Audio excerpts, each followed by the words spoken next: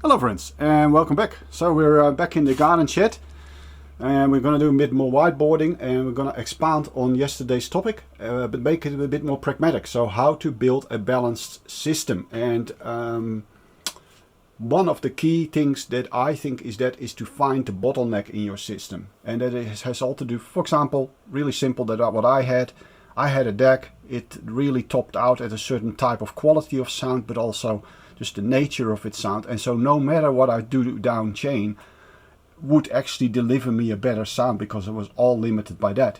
When I switched to a similar priced turntable setup, and granted this one was bought second hand and very particular, a Kenwood turntable, I haven't discovered the ceiling of this yet, and it's not as, what I think is, because the deck is a bit more structured music, because it's analog and it's unstructured, I think it has a more fuzzy ceiling. I don't think it's a straight cut. So what is the strategy? Well, finding those bottlenecks, I think, is key access to getting a balanced system, because your system is just as good as its worst point, its worst component. You cannot exceed it really.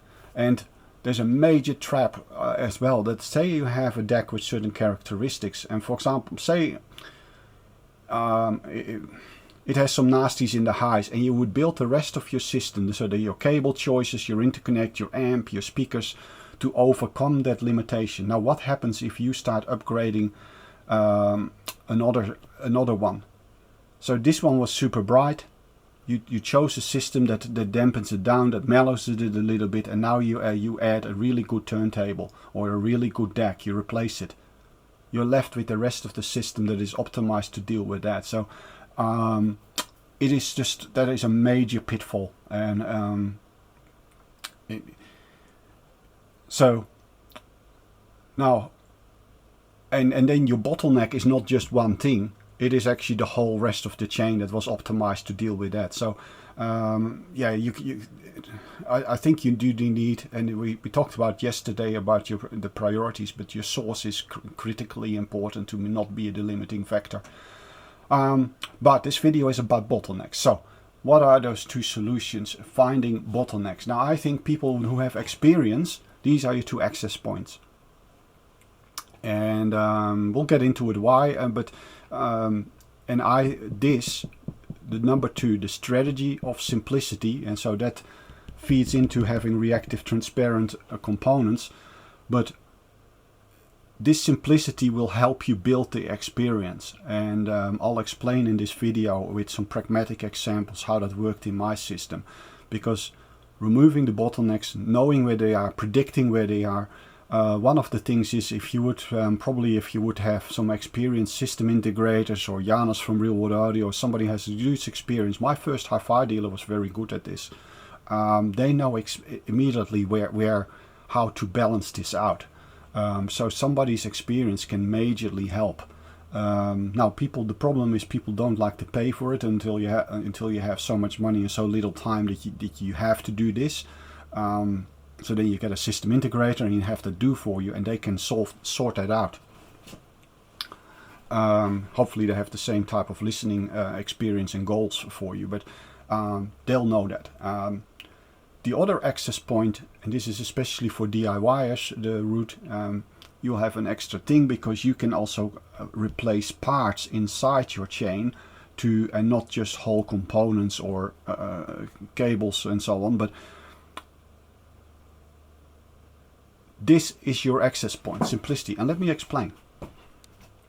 So let's look at my previous amp. So it was all directly heated. Now all directly heated had a definite impact on the sound. However, look at the thing. So I had a driver stage, so this provided some gain.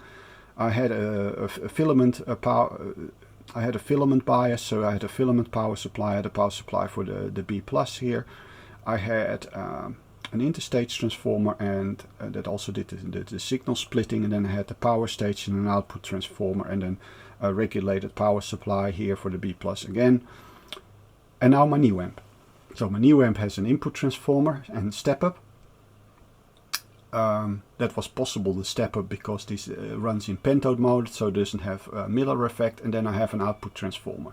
Now, when Rick G said to me, you should actually try, instead of mu metal input transformer, my experience, he said, is that when you replace this with a nickel or a cobalt transformer, it sounds much better. So I did, and it made a huge difference. And a much better effect than here, where it created some other problems, probably in combination with the output stage, but it was hard to tell. I didn't know. I couldn't solve the problem. Here I had some issues with stability and also with the sound, that moving to either a hi-fi direction or to a musical direction. And so I started swapping out components like this capacitor, and I could immediately hear the difference. And it's probably because of the simplicity of this circuit.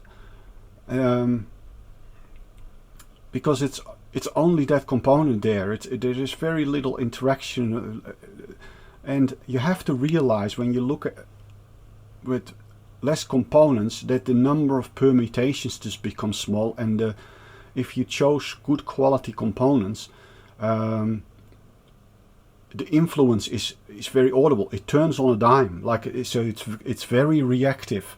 And you have to also realize the more components you add, not only we're talking about that simplicity and being able to detect where something sits, you detect your bottlenecks in the sound, and we'll start about the learning later, but you have to realize that every component that is in your amp does this.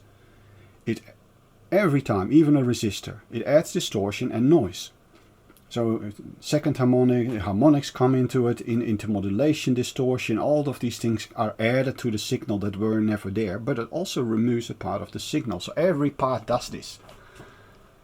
So if I would change an input transformer on here, and I've got an interstage, and I've got an output stage, and I've got a regulated power supply, it is just very hard to trace back the interaction between these, where here it's so limited. What it allowed me to do is go from, with this simplicity, it allowed me to get the experience of the individual components, and really get to tune in with what the effect was. So I'm building up the experience so that my ear is now attuned to what is what, so that you get this, what the experts then have is this experience of when they hear something, what it is. You know, this Janos from Real World Audio again. He heard one of my first sound clips, and he's like, oh, this Lou Reed song sounds like your cartridge is still warming up, because the second track sounded far more fluid and nice and so on. So that is experience for you. But you have to have it isolated and then know that it's different from a tube heating up. So, and that is what simplicity, that is your big access point, that I think is this. And sometimes you have to fight for it a little bit, because I could only use a step up. You can't use it with a triode, because a triode will have input capacitance, and when you're then stepping up, the signal starts being filtered.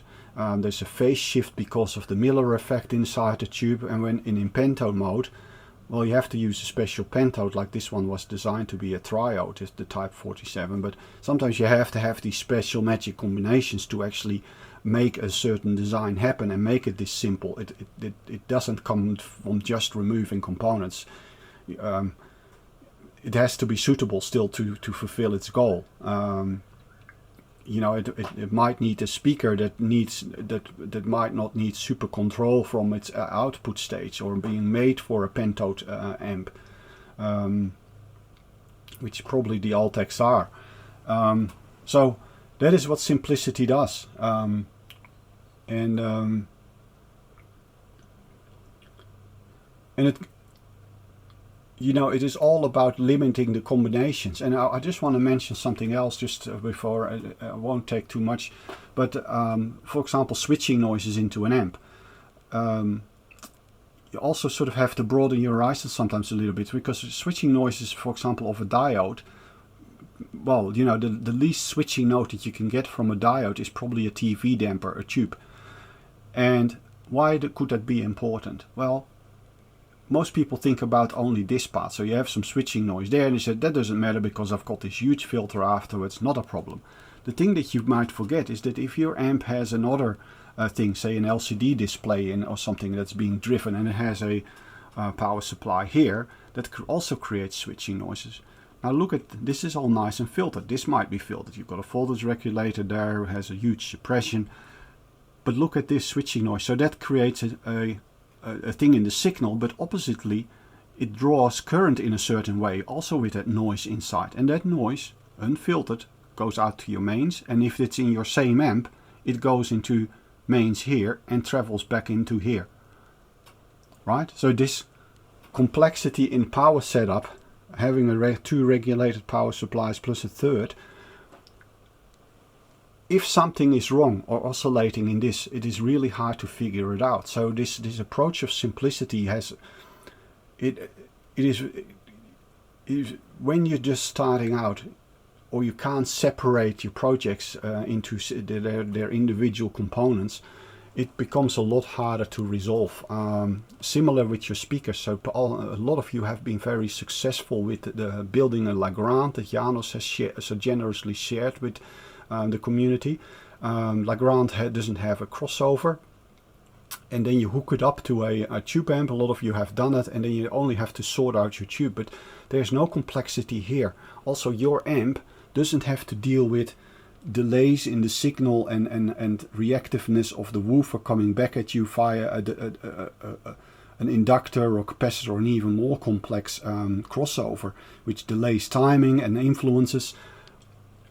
So working with a single driver speaker and this gets you access to a sound that has little added distortion, noise, doesn't remove the signal, is very reactive and transparent, and will show you up the quality of your source mercilessly through this chain, because it's so nice and simple. It doesn't have too much complexity in it, so it is ideal to get experience with and build your experience from this simplicity. So I of course was pig-headed and went with his Lancelot, but it cost me a lot of trouble to actually find out that the things this was doing wasn't the cause of how this crossover was. It actually had to do with problems in my amp that eventually got resolved, but I couldn't see that through the complexity of my system. So this is why this matters, and this is why finding bottlenecks is such an expertise, and why simplicity is such an access to it. So I hope you enjoyed this video. It's a little bit longer probably than normal, but I think it's the crux of building a good system, and it is well apart from, by the way, a very different facet. It is enjoying your music versus continuously tinkering and so on, because that, well, unless you're a tinkerer or something, but to finding that balance, which is the same as a work-life balance and so on. This is a different question altogether, but in getting better and enjoying you not having to deal with your components, and just a system that takes your mind out of the equation, that you can just chillax with and enjoy on a very intuitive level without having to think about it. One of the access points, I think, is this: removing the bottlenecks, finding them, and building some expertise with it. You'll find that I think it comes very much in handy and gives you this experience. So thank you for tuning into my channel. If you want to support me, I've got a buy me a coffee option now as well. See the link in the description. All your proceeds, if you do donate, and thank you for those that have already donated, will go towards purchasing components and doing more experiments and sharing those results and circuits and so on with you. Anyway, thank you. Also, thank you for everybody that contributes and comments, that shares their experiences with their systems. It's really heartwarming to see that a lot of you are also successful. So I hope it dispels some of the myths of this path. I've seen very expensive speakers and systems being thrown aside for a system like this, which costs a fraction of it, and people are really enjoying it on a very different level. And it's really nice to see those reports, and I hope that feedback, I hope it encourages other people. So please keep doing it, and thank you also for it. It's just great to see, and also get the feedback. So thank you for that. Have a brilliant day, have a brilliant week, and I'll hope to catch you in the next video. Bye bye.